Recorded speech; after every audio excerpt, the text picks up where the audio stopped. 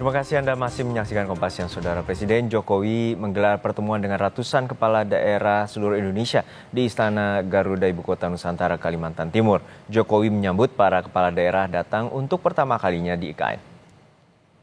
Di depan gubernur, bupati, dan wali kota serta penjabat kepala daerah, Jokowi menanyakan apa yang terlintas saat pertama kali tiba di IKN. Presiden juga mengatakan IKN merupakan proyek jangka panjang dan dilakukan bertahap. Sore nanti Presiden dijadwalkan akan mengukuhkan calon paskibraka nasional yang akan bertugas pada acara HUT RI 17 Agustus mendatang di IKN.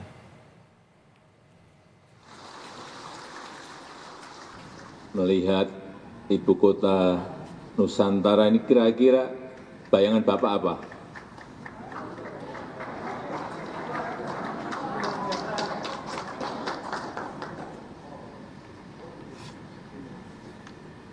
Selamat datang di Ibu Kota Nusantara.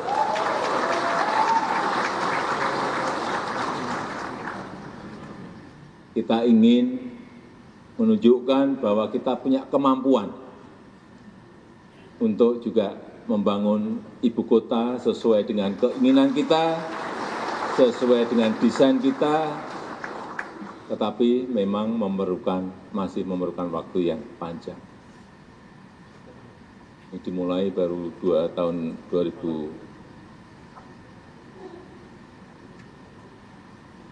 2021-22. Akan selesai kira-kira 10-15 tahun yang akan datang. Ini masih sangat panjang.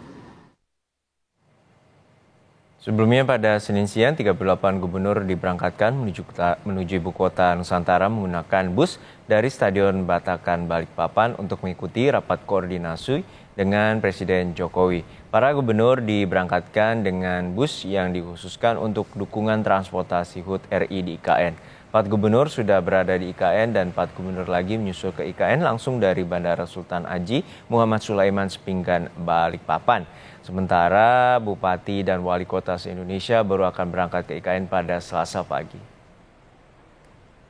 Ya, jadi dalam rangkaian peringatan Hari Ulang Tahun Kemerdekaan Republik Indonesia, Bapak Presiden mengundang seluruh kepala daerah terdiri dari 38 gubernur dan 514 bupati wali kota untuk diadakan rakor di ibu kota negara. Insya Allah rakor akan diadakan pada tanggal 13.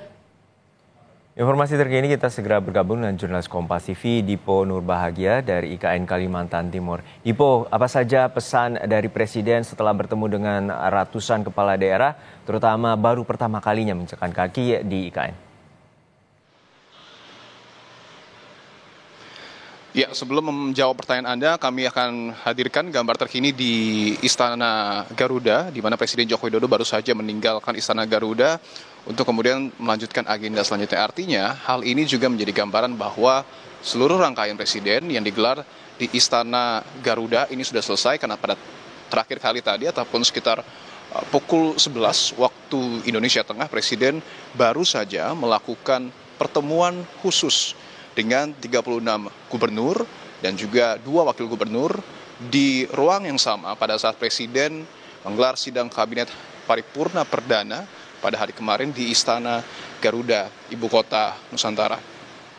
Nah, kembali untuk kemudian menjawab pertanyaan Anda, Juno. Betul sekali bahwa pada hari ini merupakan kali pertama Presiden menerima 517 kepala daerah di Ibu Kota Nusantara, tepatnya di Istana Negara. Tentu momen ini adalah momen spesial, karena tadi selain memberikan ucapan selamat datang, tentu ada juga sejumlah pengarahan yang kemudian diberikan oleh Presiden kepada 517 kepala daerah. Beberapa di antaranya tentu terkait dengan bagaimana konsep pembangunan IKN yang seyogyanya ini dicontoh oleh kepala daerah, begitu ya, karena tentu setiap daerah menurut Presiden memiliki konsep tersendiri yang dapat dimajukan ataupun memiliki spesialisasi tersendiri sehingga sebuah daerah ini dapat maju sesuai dengan ciri khasnya. Nah, tetapi ada yang menarik juga bahwa tadi pada saat memberikan kata sambutan, Presiden ini seakan membandingkan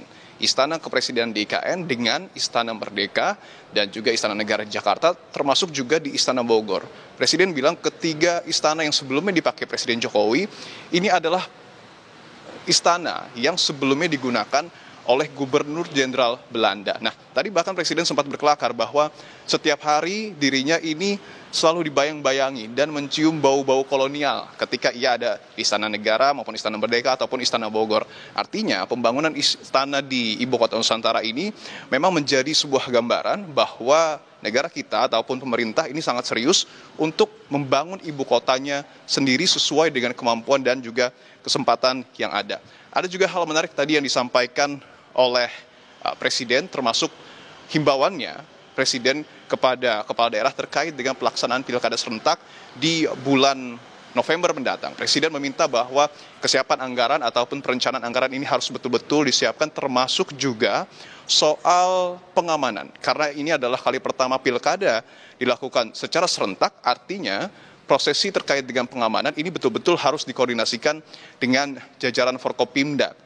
Karena tentu artinya pelibatan unsur keamanan ini akan terpencar begitu ya, karena semua daerah ini menyelenggarakan pilkada. Nah, kembali lagi ke pertemuan selanjutnya yang seperti tadi kami sudah sebutkan bahwa Presiden menerima secara khusus 36 gubernur dan juga 2 wakil gubernur di Istana Garuda, Ibu Kota Nusantara. Ada beberapa aspek yang cukup berbeda. Presiden kembali mengingatkan bahwa gubernur ataupun pemerintah provinsi ini merupakan ujung tombak penyambung antara pemerintah pusat dengan pemerintah daerah. Artinya harus ada kesinambungan khususnya terkait dengan program-program kerja yang dilakukan oleh pemerintah pusat dan juga pemerintah daerah. Jangan sampai tadi kalau kita coba pinjam kata-kata Presiden, pemerintah pusat mengarah ke utara sementara pemerintah daerah ini mengarah ke selatan. Artinya harus ada betul-betul inline ataupun arah yang sama antara pemerintah pusat dan juga pemerintah daerah terkait dengan pembangunan. Nah, tadi juga ada satu hal yang kami coba soroti bahwa Presiden meminta kepada gubernur untuk kemudian mengidentifikasi betul apa-apa saja kekurangan dan juga kelebihan dari masing-masing kabupaten maupun kota. Karena Presiden melihat ada sejumlah pemerintah daerah yang kemudian menyiapkan anggaran besar tetapi hanya untuk dibagi-bagikan demi kepentingan politik. Itu yang kemudian tadi juga sempat digarisbawahi oleh Presiden, jangan sampai hal tersebut terjadi begitu ya, karena tentu anggaran yang besar ini dapat dimanfaatkan untuk membangun fasilitas bagi publik seperti misalnya adalah rumah sakit ataupun di sektor pendidikan. Nah, tadi juga Presiden sempat kembali menanyakan ataupun memberikan arahan juga terkait dengan perhelatan PON yang akan berlangsung pada September mendatang di Aceh dan juga Sumatera Utara.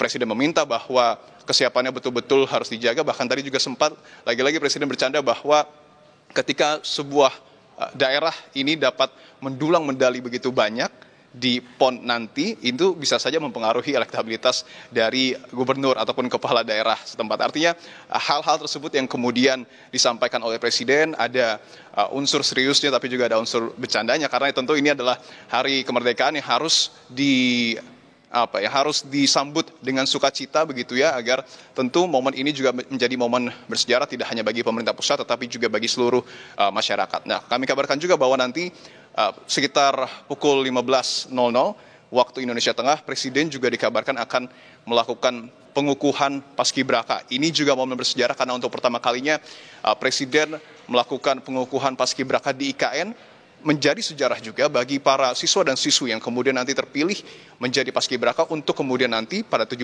Agustus mendatang mengibarkan bendera Sangsaka Merah Putih untuk pertama kalinya langsung dari Ibu Kota Nusantara, Juno.